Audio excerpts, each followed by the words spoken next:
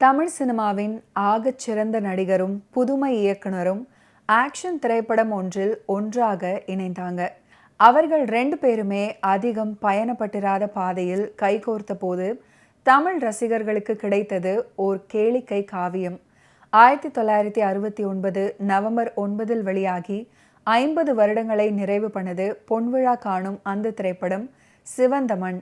நடிகர் திலகம் சிவாஜி அவர்களுக்கு ஆக்ஷன் பாதையை பாலாஜி அவர்கள் திறந்து வைக்க ராமண்ணா இன்னும் கொஞ்சம் செப்பனிட்டார். அதை சிவந்த மண் மூலமாக ராஜபாட்டையாக விரிவாக்கம் செய்தார் இயக்குனர் ஸ்ரீதர். 60களின் இறுதியில்தான் சிவந்த மண் திரைப்படம் வெள்ளித்திரையில் வெளிவந்துச்சு. அதுவும் ஓர் உரிமை போரை கருவாக கொண்ட கருத்துள்ள திரைப்படம். வெளிநாட்டில் படமாக்கப்பட்ட முதல் தமிழ் படம் சிவந்த மண்.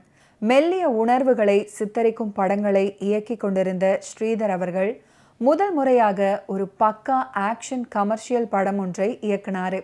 அதுதான் சிவந்த மண் திரைப்படம். சிவாஜி, எம்ஜிஆர் ஆகிய இரு பெரும் தூண்களின் பலத்துல தான் தமிழ் திரையுலக கட்டிடம் நிமிர்ந்து நின்ற காலம் அது. கல்லூரி மாணவனோ, கண்டிப்பான ஆசிரியரோ, முற்றும் துறந்த முனிவரோ, ரிக்ஷாக்காரரோ, படகோட்டும் தொழில் செய்பவரோ, எந்த கதாநாயக பாத்திரம் அப்படின்னாலும் 2 பேருக்குமே முதலிடம்.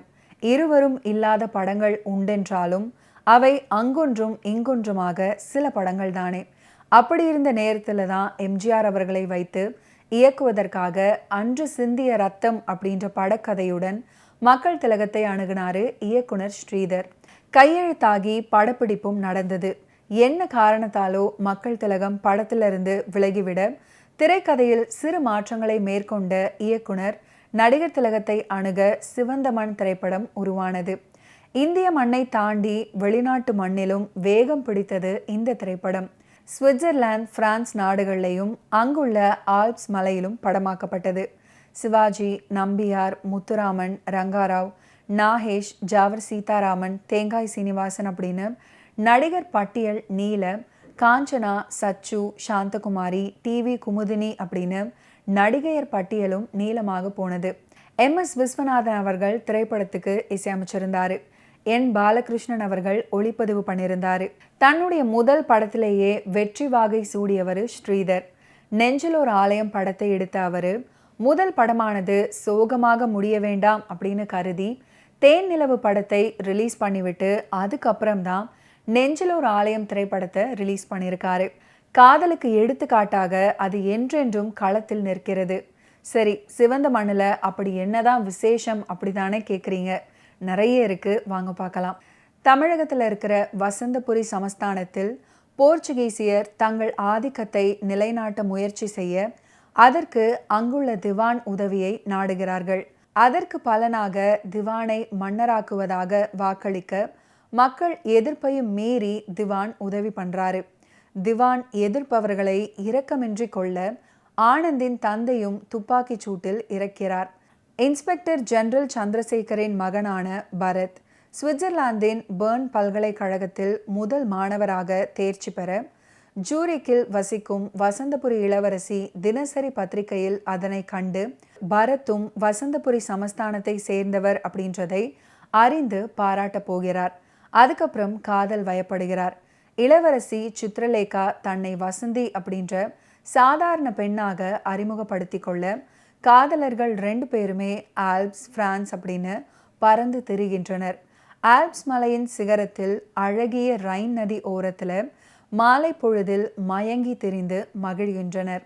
இதற்கிடையே வசந்தபுரியில் திவானை எதிர்த்து மக்கள் போராடுவது இளவரசி சித்ரலேகாவுக்கு தெரிய வர அவர் பரத்துடன் விமானத்தில் திரும்புகையில் இளவரசியை திவான் மணக்க இருப்பதாகவும் அதனால் திவானே விமான நிலையம் வந்து இளவரசியை தன்னுடன் அழைத்து செல்வார் அப்படின்னும் கூறப்படுகிறது. விமானத்தை வேறு வழியில் திருப்ப எத்தனைக்கையில் திவானின் கையாட்கள் அதனை தடுக்க முயற்சிக்கிறாங்க. பரத்துக்கும் அவர்களுக்கும் நடுவில் ஃப்ளைட்டிலேயே மோதல் ஏற்பட விமானம் நிலை தடுமாறி உருண்டு கடலுக்குள் பாய்ந்து விடுகிறது. இளவரசியுடன் பரத்தும் இறந்து விட்டதாக செய்தி பரவ உண்மையில் அவர்கள் உயிருடன் ஒரு தீவில் கரையொதுங்க அங்குள்ள 2 டாக்டர்கள் அவர்களை காப்பாற்றி ரகசியமாக ஊருக்கு அனுப்பி வைக்கிறாங்க. வசந்தி தான் சித்ரலேகா அப்படின்ற வசந்தபுரி இளவரசி என்பதை பரத் அறிய அந்த ரகசியத்தை காக்குமாறு இளவரசி கேட்டுக்கொள்ள பரத்தும் அவ்வாறே செய்கிறார். ஊர் வந்த பரத்தை கண்டு ஆனந்த் மகிழ்ச்சி அடைகிறாரு. திவானை எதிர்க்கும் புரட்சி தொடர்கிறது. ஆனந்த் குண்டடிப்பட்டு இறக்க அந்த சோகம் தாழாமல் அவருடைய தாயும் இறக்குறாங்க. பரத்திற்கு திவானின் மீது பெரும் கோபம் ஏற்படுகிறது. பரத் குழுவினர் ரகசிய திட்டங்கள் மூலம் திவானை எதிர்க்கின்றனர். திவானின் கோட்டைக்கு வந்த வசந்தி தான் இளவரசி சித்திரலேகா அப்படின்னு அறிவிக்க உடனே அவளை பறக்கும் பலூன்ல ஏற்றி கடத்த முயற்சிக்கிறாங்க. பரத் போராடி அவளை மீட்கிறார். இறுதியில் திவான் கொல்லப்பட இளவரசியின் கழுத்தில் பரத்தின் கைகளால் தாலி ஏறுகிறது. சிவந்த மண் திரைப்படத்தில் அமைந்திருக்கக்கூடிய மற்றும் ஒரு பியூட்டிஃபுல்லான பாடல் தான் அம்மா உன் மகனோடு அப்படின்னு தொடங்கக்கூடிய பாட்டு. இந்த பாடலை சீர்காழி கோவிந்தராஜன் அவர்கள் அற்புதமாக பாடியிருப்பாரு. பாடலுக்கு உண்டான வரிகளை கண்ணதாசன் அவர்கள் எழுதியிருப்பாரு. சமூக படங்கள்ல பிரம்மாண்டம் என்பது சிவந்த மண்ல இருந்து தொடங்கியது. படத்தின் பாதிக்கும் மேற்பட்ட காட்சிகள் வெளிநாடுகள்ல படமாக்கப்பட எஞ்சிய காட்சிகளை பிரம்மாண்ட அரங்கங்கள் அமைத்து படமாக்கினாங்க. எகிப்தின் பிரமிடை மிக பெரிய அளவில் வடிவமைத்து பட்டத்து ராணி பாடலுக்கான அரங்கம் அமைக்கப்பட்டது. போர்ச்சுகீசிய கப்பலின் உள்வடிவம் மதுபான கடைக்கு பின்புறமாக புரட்சிக்காரர்கள் தங்கும் பாழடைந்த மண்டபம், மதுபான கடையையும் மண்டபத்தையும் இணைக்கும் ஆறு, மன்னரின் அரண்மனை, உயர் காவல் அதிகாரியின் வீடு அப்படின்னு பிரம்மாண்ட அரங்கங்கள் அமைக்கப்பட்டன.